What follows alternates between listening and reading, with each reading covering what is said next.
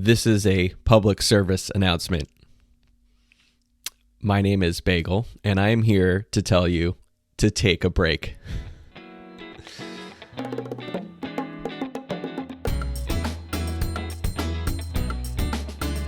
I am somewhat giggling and laughing at this idea because it's something that I struggle with, but have been actively working on trying to do more and finding the right times to actually follow through with my own advice. And I implore you and encourage you to do it yourself. When I say take a break, I mean it in a couple different ways. One, literally, just stop.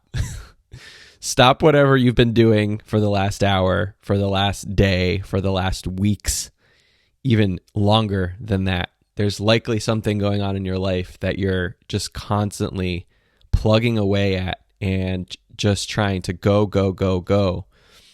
And I'm here to say it may be that taking that break and stepping aside from working so hard at that thing is actually the thing that you really need at this point. There are struggles at work. There could be struggles in relationships. There could be just too many things on the to-do list at home, or too many errands to run, or whatever the case may be. And sure, follow through with commitments. Make sure you're fulfilling the responsibilities you're making to yourself and to others. But if you're feeling like you're so wound up that there's no room to breathe, I think that's your body giving you a signal. And it's time to slow down. And it is okay to step away from that thing. It could be 5 minutes. It could be a half hour. It could be that you go take a nap if you're lucky enough to be able to work remotely, and maybe you can do that during your lunch hour. It may be that you need to get away. And I know that that's something for me that is often so helpful, is just getting out of my own environment, my typical environment, and changing up the scenery, like getting out of the home office or even getting out of town. Like sometimes I'll go take a day trip somewhere and just go check out a new coffee shop in a city that's maybe a short drive away from me where I can get my work done for that day. Or maybe it's an overnight trip, right? Like it may depend on how much you really need that break and how much pressure you're feeling at the moment, but follow through with that. And, just to talk a little bit about some of the benefits of doing that, there's something I've been wanting to kind of talk about a lot on the podcast, and I probably will sort of dedicate a little bit more actual time and space to do that. But there's this idea of the brain having sort of two different states. Your brain can operate in what I believe is called diffuse thinking and focused thinking. And I'll start with focused. Focused is more, I have a task in front of me and I'm going to see it through until it's done. I'm going to figure out all the details. I'm going to make sure that every little piece of the puzzle is complete. Or maybe it is even if you're doing other things like researching, but your brain is focused on that activity and it is trying to get that thing done. You're working towards some sort of goal or objective or finishing something to completion often. But diffuse thinking happens when you let your brain actually rest and step away from having to focus. And so when you think about how a lot of people talk about their best ideas come in the shower, right? Or when they're taking a walk with the dog, there's actual scientific reasoning to back that up. And that is because when you immerse yourself in something, there's a sort of a point of diminishing returns. I'm sure everyone who's pulled an all-nighter or studied till late hours in the night, back in school can relate to, of just hitting the book so hard, and whether it's writing a report or doing reading or whatever you have to do, and you get to that point where you're like, I can't even think straight. Like my brain is so overwhelmed and I've just exhausted myself. That's usually the clue to say you need to step into some diffuse thinking mode. Get some rest, take a break, take a walk, go shower, do whatever it is you're going to do, but don't think about the thing that you're trying to accomplish. Let it go as best you can.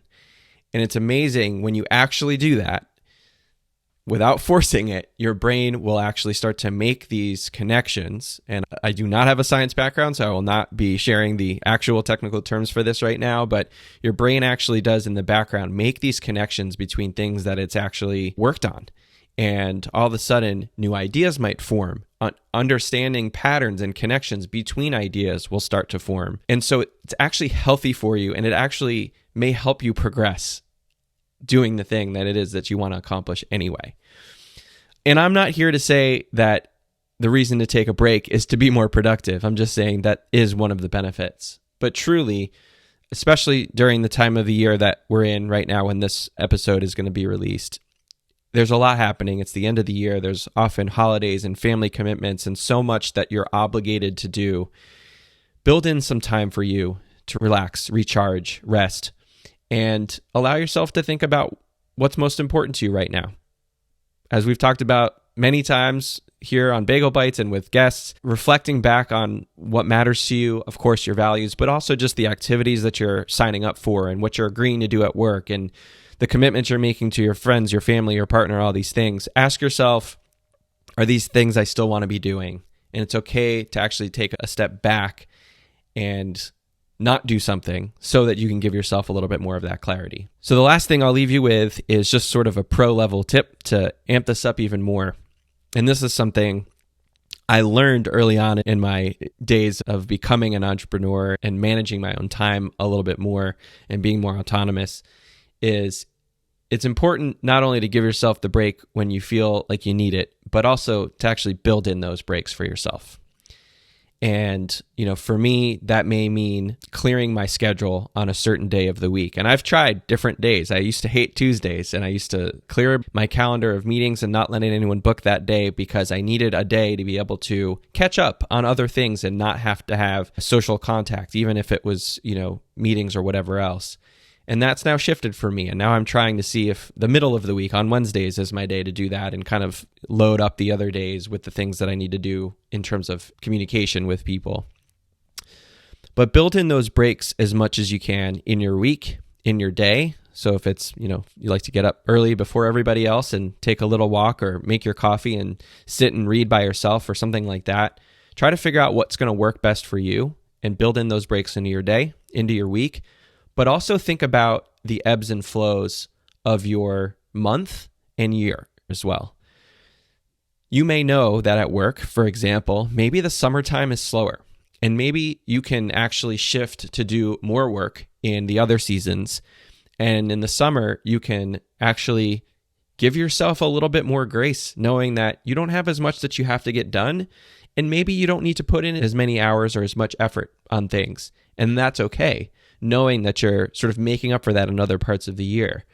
But if you're working, you're hustling all year long, and you're not building in those breaks, it's going to be pretty easy and pretty quick to hit a burnout stage. I know because it's happened to me a lot. And I talk to friends, not just entrepreneurs, but people who are in other jobs and managing families and do all these other things that they need to do. If you can find what your schedule looks like in terms of the ebbs and flows of your life and your work and all these things, if you can build in breaks and plan to have a weekend where you can rest and recharge, whether that's staying home and doing nothing but sitting on the couch watching Netflix or reading a book, or maybe for you, resting and recharging is taking a trip or going to visit friends and reconnecting with people. Try to figure out ways that you can actually build that into your schedule so that you know it's coming, so that you can look forward to those breaks. I know for me, it's so helpful when I know that I have like a hard stop where I know I have to like turn off of work and commitments, where I know, hey, I've got this conference planned, or I've got this trip planned with friends, or I know that we're doing something really fun Friday night after work. And so it motivates me to get my stuff done so that it frees me up to actually enjoy those moments where I can sort of let loose and just be. So I would encourage you to do the same. Please feel free to reach out and let us know what you do to build in breaks and what you do to recharge yourself. We'll leave the different ways you can contact us in our show notes as usual, but contact@liveyourvalues.co if you want to reach out, or on social media. And just be restful and be easy. And I hope the year winds down for you nicely and that you can build in that time for yourself best you can. We'll see you again next week. For now, take care.